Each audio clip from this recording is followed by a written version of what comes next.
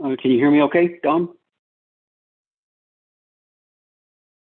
You're perfect. Hello, Don? You're Okay. you're Thanks, Don, and welcome everyone. On the menu this afternoon, we're going to talk about carbon capture, utilization, storage, and why that's as important. But most of the talk is going to be about the technology itself. How does it work, and what are the barriers to deployment at the scale we're being told we need? We'll also touch a little bit about emerging technologies, and so that's what we're going to talk about. Let's get on with it.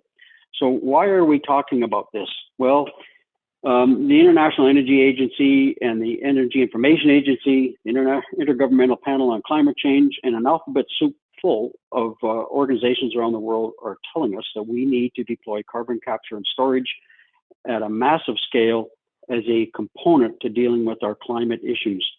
I don't think anyone is saying carbon capture is a silver bullet, but it is being touted at least as an important component of our pathway to a net zero world by 2050. It's especially important for some sectors of our economy that are really difficult to decarbonize. Cement comes to mind first to mind, but also steel and industries that use very high temperatures as part of their process. So that's why we're talking about this and why it's seen to be important. So what is the objective of carbon capture and storage? Well, to put it simply, it's to prevent the release of CO2 into the atmosphere. And so it's all about, for most of the discussion today, it'll be about post-combustion carbon capture, applied, of course, to fossil fuels, but also an interesting aspect of it if you were to apply carbon capture to biomass. Importantly, if you capture it, we need to store it. And so we'll be talking about how we can permanently store captured CO2. So how is carbon captured? So now we're going to get into a little techie stuff. First of all, we have an industrial scale furnace, and this furnace could be providing heat to generate electricity or do work of some form or other. It might be for process heating, but in any case, it's a big industrial scale furnace with the flue gas, the products of combustion, routed through a big duct or piping big ducts to a stack. And because the flue gas is hot, it tends to rise, so it rises up the stack to be emitted into the atmosphere as flue gas. Sometimes there's a fan involved to push it up the stack as well, but the large part of what a stack does, how it works, is because of the buoyancy of the flue gas, but also the stack serves to dilute the contaminants that are contained in the flue gas. So it's really about dilution. So if you want to stop the flue gas from going up the stack, the first thing you need to do is install some kind of a damper or valve to stop the flue gas from going up the stack. Of course, your flame is going to create quite a hazard at the furnace level. So if you're going to put in a thing like that, you have to do something with the gas. So the gas would flow, in the case of carbon capture, to a very large vessel called an absorber. And inside that absorber is a solvent. Now the solvent is typically amines, but the solvent is specifically designed and chosen because it loves to dissolve CO2. It'll dissolve CO2 and not nitrogen, or not the other components of the flue gas.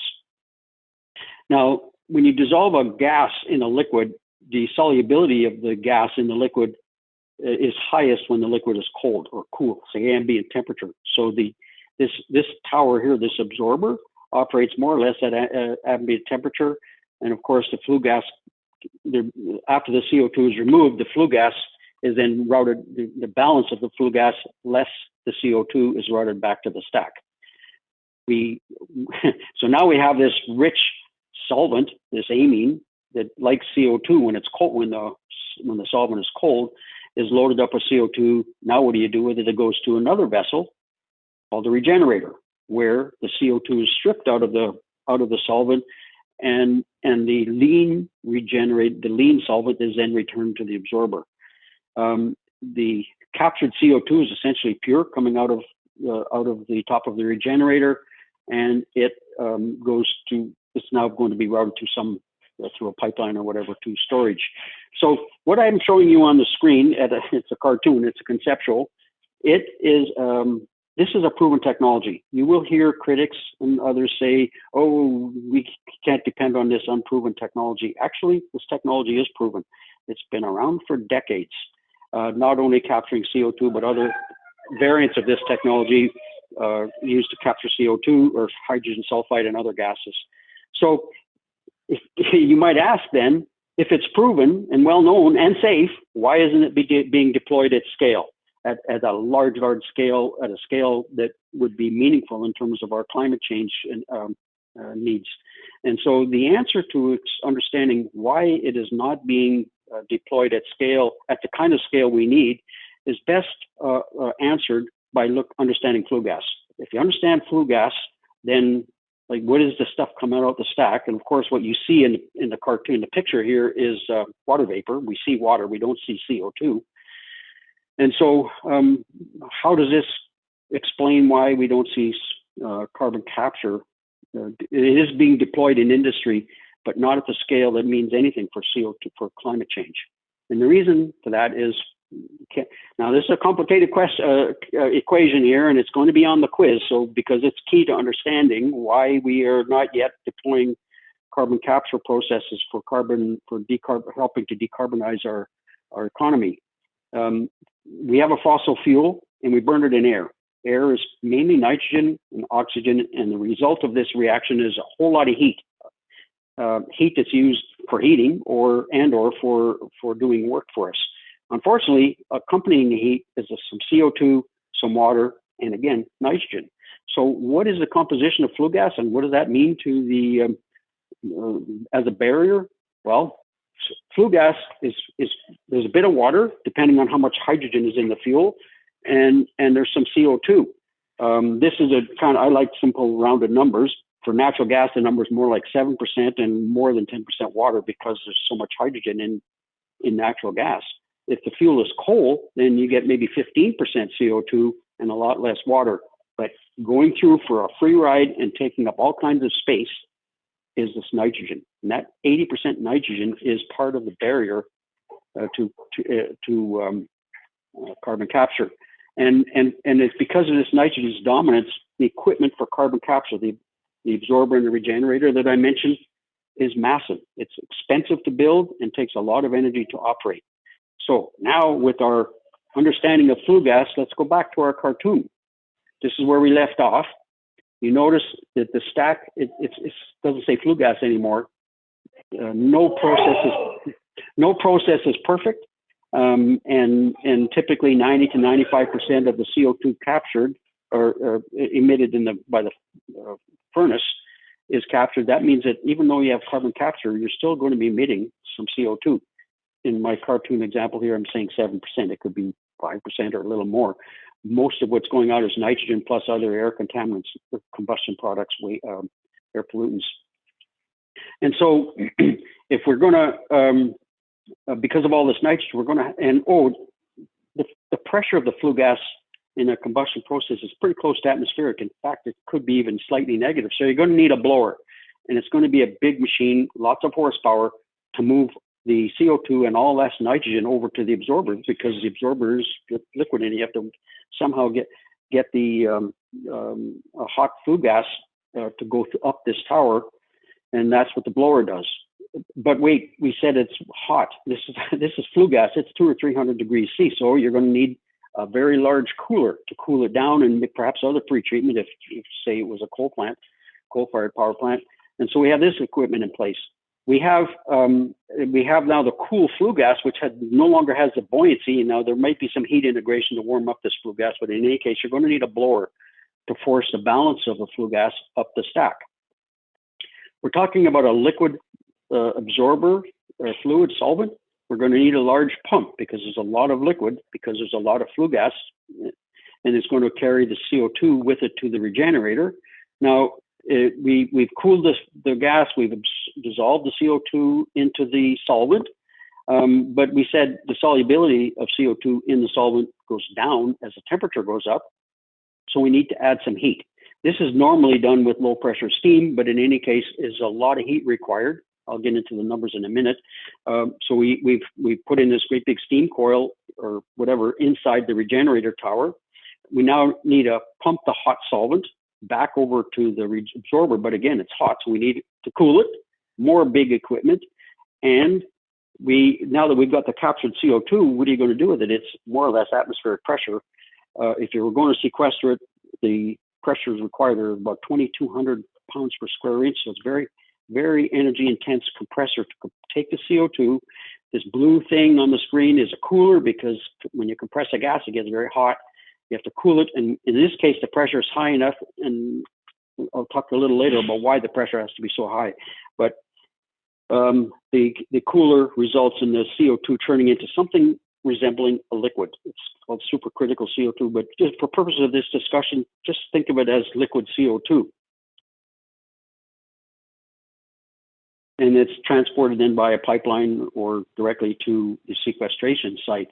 Now, we have large equipment, lots of energy input. The total, but this compressor will requires about 100 kilowatt hours for every ton of CO2 compressed. And this thing, with especially right here, requires another 700 kilowatt hours worth of steam. It has to be generated somewhere, and you can't be generating it with natural gas, or it's pointless. And you need electricity to run those pumps and blowers and whatever. So the energy intensity of this thing is something approaching a megawatt hour per ton of CO2 captured. What this translates to, if you were doing this on say a natural gas-fired power plant, 10 to 20% of the nameplate capacity of the power plant will be required to run this system, including the compressor. If you think of Lambton Generating Station, it was a 2,000 megawatt station. It would require almost the output of half of one of the units just to run this system. The result of all that, it's very expensive. And that is the barrier. That is the main reason. It's not the technology is proven. It's safe. It costs too much. And that's why we don't see carbon capture and storage being deployed at the rate that the IEA and EIA and all the others say it needs to be deployed. So now that we've spent all the money, we found the money to do this, and we've compressed it, and it's now at this 2,200 pounds per square inch. We need to put it someplace. So how can it be stored? And the operative word here is permanently. Oops. So this is a cartoon that shows how this works. So you inject this so-called liquid, or similar to a liquid, CO2 into a deep aquifer. How deep? About 800 meters minimum. So think of, it's about a kilometer deep. And why is it so deep? It's because you need to keep it in this supercritical state. As you go down below, 800, the pressure down there is high enough that it will stay in this so-called sort of a liquid state. It won't come out of, it won't turn into a gas. If it did turn into a gas, the volumes required would go up by probably a couple of hundred times. The volume of a gas is much, much, much higher than it is as a liquid, and so you need to keep that liquid at or the CO2 at this high pressure. To make sure it doesn't leak, you need something called a granite. So this CO2, in the cartoon here, it's in a porous, like a porous rock, and it's contained saline, salty water, which I'll show you a little bit more. And the key to this all working, though, is the cap rock. The cap rock is impervious, so the CO2 cannot migrate back to the surface. This is another illustration, and it shows here the CO2 going down the kilometer or so into the saline aquifer, salty water containing all kinds of minerals. And the reason for that is that over time, over the course of a few hundred years, the CO2 will mineralize. It'll turn into carbonate rock, after which it can't get to the surface. It's because it's, well, a rock. And so that's why it's considered permanent. Would this system work? Well, actually, it does work. This system is really a copy of what is in nature. Something like God saw fit to throw a rock at Mexico about 60 million years ago and created oil and gas. And that gas today is kept underground. We have to drill through cap rock to get at it.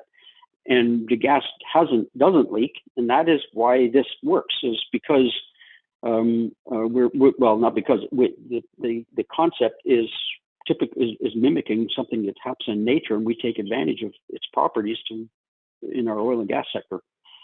The carbon capture and storage in this kind of a concept is being practiced around the world. There are a whole lot of sites. There's a couple in Canada. and it so far is working.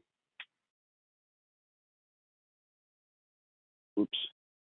So if we're going to put CO2 into deep saline aquifers, there are a few prerequisites to how the system would have to work. First of all, you need a large volume of porous rock overlaid by an impervious cap rock. So when we're not talking about a little puddle of saline aquifer here, we're talking about something that's large lakes underground under the cap rock in a porous matrix. As I mentioned, it's got to be deep, at least about a kilometer, 800 meters, say a kilometer. You don't want to put this in an area of the country where there's a risk of earthquakes. So that's a prerequisite. It has to be low seismic activity area. And another key is that there are no faults in this cap rock. We're depending on this cap rock to keep the CO2 down there until it has time to mineralize and turn into rock. So are there areas on the planet that geologists tell us that there are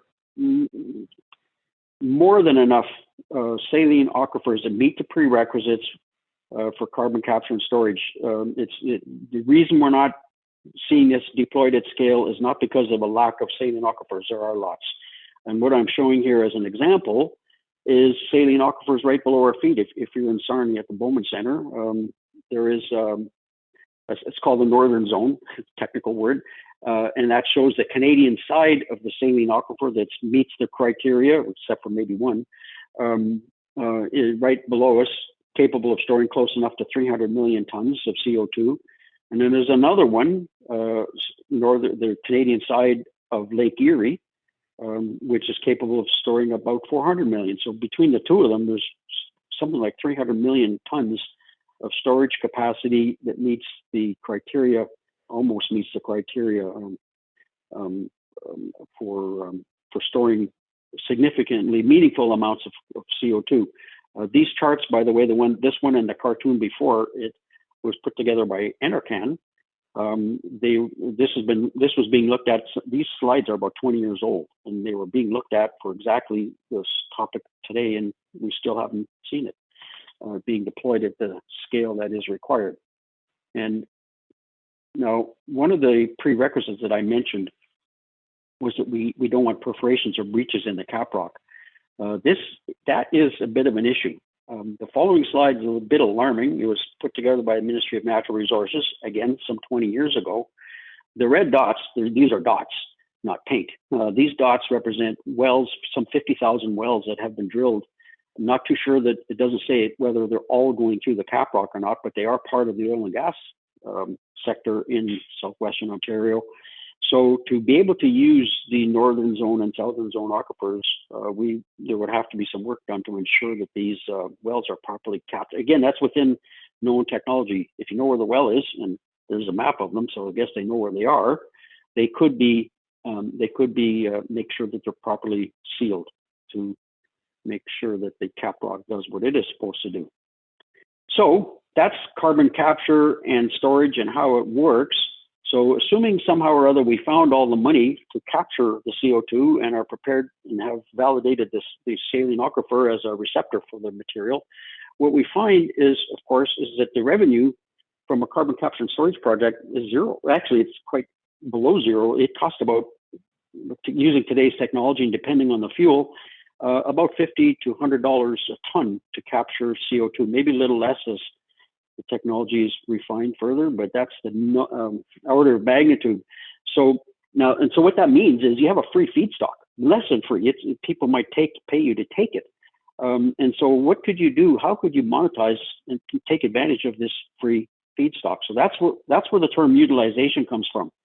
The economic barrier is probably the main reason why this hasn't been deployed at the scale we need for climate change. It's being deployed at the scale required for industry, for their purposes, but not for the purposes of preventing CO2 from getting to the atmosphere. That's why people have inserted the term, the U, to make carbon capture utilization and storage, is to try to offset or maybe even turn the economic barrier upside down and make it somewhat more palatable. So how could you use CO2? And don't forget, CO2 is a very stable chemical. You can't burn it. You use it to put fires out. And so it has been used, and this is the one area where it has been making money, and people have been capturing carbon and using it for enhanced oil recovery for decades. None of this is new for this particular use of carbon capture. A conventional oil well, not oil sands or shale oil, but in a conventional oil, the amount of oil that you can pump out of the ground is limited to around 20 to 30% or so. And so the reservoir has still got a lot of oil in it. You need to get it out. You need to flood it, and water is sometimes used, but CO2 works really well. And so that is a economically viable and being done today use for captured CO2. Now you might say, well, capturing CO2 and using it to recover oil, which it's going to get burned as fuel, is counterproductive, and it is. But the proponents say that what you can do is continue injecting CO2 after the oil well is depleted, even using what's this enhanced oil recovery or secondary oil recovery. And if you do it long enough, the CO2 that would be captured would exceed the CO2 that would be emitted by the fuel. At least that's the argument. Another example of capturing CO2 would be to make synfuels. Now, what you do is you take CO2 and you take low carbon hydrogen and you put it through a process that there are pilot plants are in operation today that make fuels that are indistinguishable from conventional fossil-based gasoline and diesel fuel. And so the technology to do this it's either available or within our grasp. The issue is, of course, cost. We can also make chemicals, by the way, polymer to make plastics. CO2 is currently used in the fertilizer industry and others. So the issue with making, say, synthetic fuels, starting with CO2, is the cost of the fuel is multiples times as expensive as conventional gas. Now, it is a thing. The European Union had proposed, like many states, jurisdictions, and subnational jurisdictions around the world have declared that they will ban the sale of internal combustion engine fueled or powered vehicles in 2035, or some as early as 2025. And several countries in the EU have already committed to that. But the EU, as the economic European Union, was planning to do that, and then they faced serious pressure from Germany.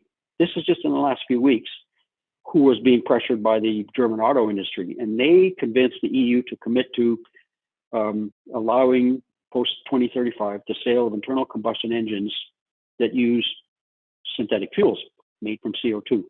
The economics, though, are going to be challenging, and it's hard to imagine anybody paying 2 or 3 or 4 times as much for gasoline as is done today. But anyway, that's one of the, when we hear about carbon capture utilization, that is one of them. Now, if you take fossil-based CO2 and you make gasoline it's going to burn and release into the atmosphere, you've improved the emission rate, but you really haven't solved the problem, because the CO2 it's just taking a side route to the atmosphere. Similarly, with the food and drink industry, you've all seen dry ice. Dry ice is CO2.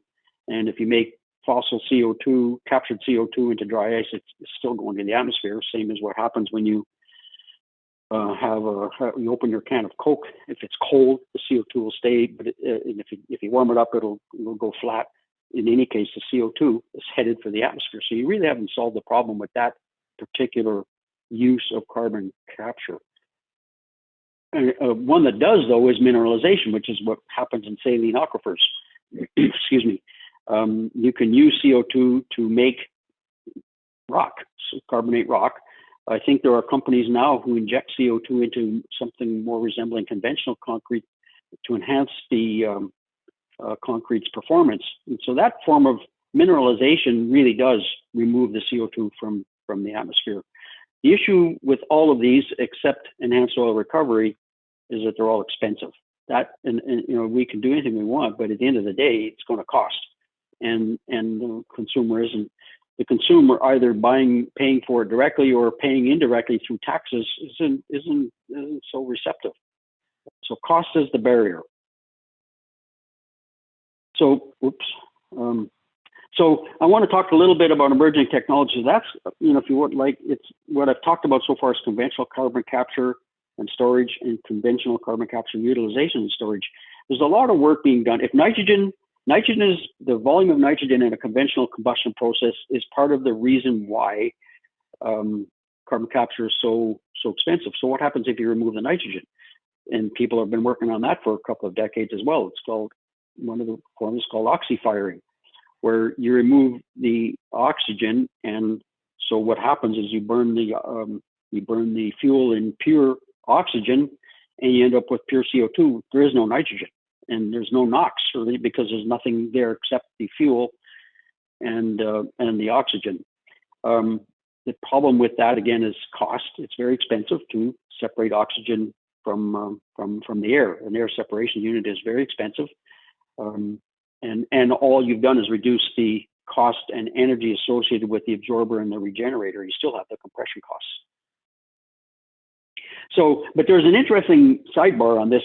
It's a green hydrogen. If you make hydrogen with electricity, you get oxygen as well, because you're making it from water. And there's a company in Alberta who's trying to link electrolytic hydrogen to oxyfiring to generate electricity. Anyway, that's something that is emerging. And completely different than that is direct air capture. And I've seen articles on the news lately, and the host of the news program is talking about carbon capture, but they're really talking about direct air capture. We need to be careful not to conflate the two. Direct air capture, so carbon capture, as I discussed it earlier, post-combustion carbon capture involves flue gas. It's about 7% CO2, and that is a problem that leads to a lot of costs. Direct air capture looks at the basic problem where the CO2 is a problem when it's in the atmosphere. So why do we pull the CO2 out of the atmosphere directly? That's direct air capture, and this is being pioneered by a Canadian, Dr. David Keese. Anyway, there are several of these plants now operating at a pilot scale around the world, and what they're doing is they're pulling air through a massive carbon capture system. It's quite a bit different in the way it works than the system I described. But basically, the system takes air, which is about 400 ppm, CO2, which is 0.04% CO2. So if 7% is a problem with respect to size and energy requirements, you can imagine what 400 ppm does to cost and energy requirements. And to just illustrate that a little bit, post-combustion is that's the tower in the middle of the slide. That's 22 meters, say roughly 4 stories tall, and 6 to 8 meters. That's maybe a living room in diameter, and you need 2 of those. So that's kind of the size of the equipment for post-combustion CO2 carbon capture. The other cartoon is a direct air contactor. It's similar, 3 or 4 stories tall. It's about a living room or 6 to 8 meters in width, and it's 200 meters, 2 football fields long. And you need 10 of those to equal the one in the middle, the tower. And that sizing would allow both pieces of equipment to capture about 1 million tons of CO2 per year. So you can imagine this direct air capture is it's huge. And it takes a lot of power and energy to run the thing. And of course, the power to run the thing can't be coal-fired powered electricity. It has to be clean power or low carbon power. So that's really the story that I have to tell you on direct air capture. The issue is, of course, the cost. It's very expensive. Today, the cost is, my understanding, is in excess of $500 a ton captured versus say 50 with a post-combustion capture. Now, proponents of direct air capture suggest that with economies of scale and more refinements into the technology, it could be brought down to a few $100s a ton. Still very, very expensive. I mentioned biomass in the context of carbon capture, post-combustion carbon capture at the outset, and this is kind of interesting. Suppose we were using renewable natural gas to power a power plant or something like biofuel. I'm under the impression the main use of biofuel is in small combustors, like the ethanol that's in your gasoline. the idea of putting carbon capture on the tailpipe of cars is just nobody's even going there. But if you have a large biofuel combustor furnace and you attach carbon capture to that, you have an interesting result. So the CO2 pulled out of the atmosphere by the tree is converted into fuel, and the fuel is burned and to get the heat to do useful work. But the CO2 that came from the atmosphere is now going to geological storage. And so I like to think of this as vacuuming carbon from the atmosphere. And this looks really promising, but of course, to have any kind of real impact on our climate efforts, we would need to be using a lot of biofuel in furnaces to do this, but every little bit helps. Before closing out, I want to just touch on just a bit of a sidebar.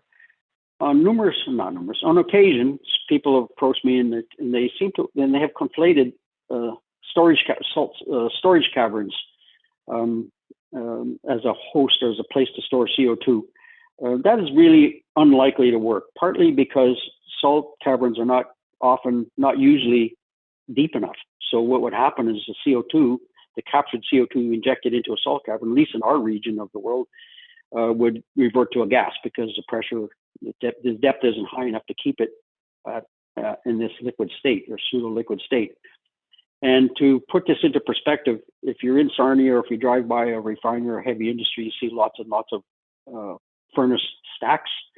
And a typical stack in a typical refinery produces about 100 tons per day, a little more, maybe, well, a lot more if they're bigger furnaces, of CO2. We have a couple of hundred, I think, lots of storage caverns in this area between Windsor and Goderich. The median storage cavern, as I looked at it a few years ago, was about 30,000 cubic meters.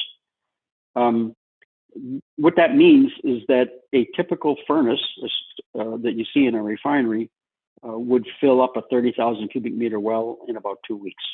And so it's not practical. It just maybe something will change in the future somewhere, but today the notion of storing CO2 in a salt cavern is not practical, and we need to be careful not to conflate the two. So in summary, we talked about carbon capture and long-term storage. I'm saying, my view is that it's proven technology, it's safe, and the issue to be resolved is how do you deal with the economics? You could do that by raising the price of electricity directly if it was carbon capture from a power plant, or you can do it by government subsidy, which is a euphemism because it's taxpayer dollars. At the end of the day, the money comes from us consumers, and how you get the barrier down is certainly not clear today. We talked about utilization, how we might be able to use it. And I only showed, I think, 4 examples. There are others. There are people working very hard to try to figure out how to monetize this low-cost feedstock. And I touched a little bit about emerging technologies like direct air capture and oxy-firing. And by the way, that includes gasifiers, pyrolysis units that use oxygen. So that's what I have, and I'd be glad to entertain any questions.